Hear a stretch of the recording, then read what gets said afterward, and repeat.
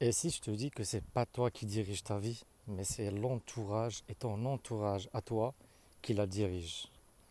Je t'explique. On dit toujours que tu es la somme des 5 personnes que tu fréquentes. Je pense que la personne qui a sorti cette citation, elle n'était pas défoncée, elle n'était pas bourrée, elle n'était pas malade, elle n'était pas inconsciente. Elle était dans un état valable pour dire ce genre de choses. Parce qu'elle a totalement raison en fait. Regardez votre entourage. Regardez ce que vous faites. Si votre vie est médiocre, c'est que votre entourage est médiocre. Si vous faites des projets, c'est que votre entourage fait des projets. Si vous faites beaucoup de sport, c'est que dans votre entourage, il y a des gens qui font beaucoup de sport.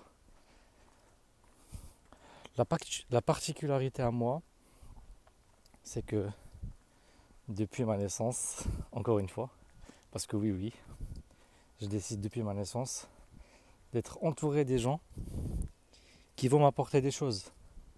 Et donc en fait, c'est même pas un effort pour moi, ça se fait d'une manière automatique, on va dire. Je ne l'ai pas automatisé, mais c'est mon instinct qui décide en fait. Et donc à chaque fois que je croise une personne ou que je parle avec une personne ou quoi, je détecte rapidement, et c'est mon cerveau qui a ce mécanisme-là en fait, si cette personne-là va rester dans ma vie et si je vais souvent la fréquenter pour faire des choses, pour faire des activités ou pour entreprendre ou juste pour discuter en fait. Et je pense que ça c'est une capacité, c'est une compétence qui n'est pas négligeable. Je pense que je la mettrai sur mon CV, dis donc. Non, honnêtement, regardez votre entourage, regardez ce que vous faites. Si vous vous plaignez que votre vie n'avance pas trop et que que vous n'avancez pas dans vos projets, c'est que votre entourage ne vous aide pas. Et donc il faut apprendre à bien faire des filtres dans l'entourage. Si vous avez des amis qui vous servent à rien, mis à part juste sortir et discuter et parler et ne rien faire, moi je vous recommande vivement à baisser un petit peu la fréquence et regarder ailleurs parce que l'herbe est toujours verte ailleurs. Donc, moi je vous recommande vivement à aller check dans d'autres endroits parce que vous allez certainement faire connaissance des gens qui vont vous aider. Parce que je sais que la plupart de vous, vous vous plaignez pourquoi ça avance pas trop dans votre vie et vous cherchez la solution. Mais aujourd'hui, je vous apporte la solution. De toute façon, je l'ai déjà dit, la solution, c'est d'aller voir ailleurs. Ça sert à rien d'aller fréquenter des gens qui vous servent à rien dans votre vie en fait. Donc faites un effort, sortez de votre zone de confort et allez ailleurs. En fait, c'est comme rester dans une entreprise que vous n'aimez pas parce elle ne vous valorise pas, que ce soit d'une manière managériale ou d'une manière salariale, et vous y restez.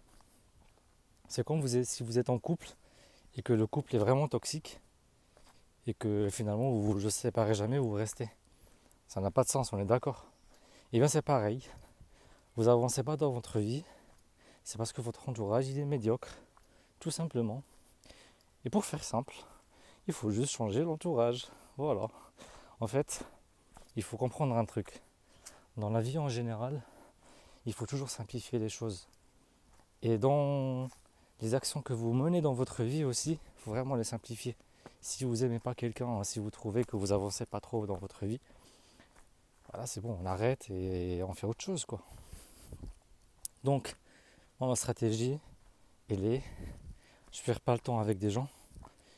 Euh, voilà. Si je trouve une personne intéressante, bah, je reste avec elle. Et si elle n'est pas intéressante, je lui donne pas de chance. Parce que mon instinct, il se trompe jamais.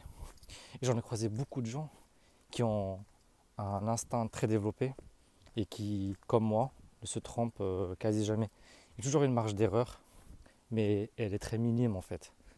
Donc faites confiance à votre instinct et choisissez les gens avec qui vous traînez la plupart du temps. Donc voilà. Et si le problème vient de votre famille, si vous êtes vraiment entouré de votre famille et tout, il faut préconiser la solitude. Je pense que c'est la seule solution. Parce que de se séparer de sa famille, il peut y avoir une solution, c'est de la quitter. Quand je dis la quitter, c'est de changer la ville ou le pays où vous habitez. Et si cela reste très toxique, moi je préconise la solitude. Parce que dans la solitude, eh bien, ça va vous apporter beaucoup de choses.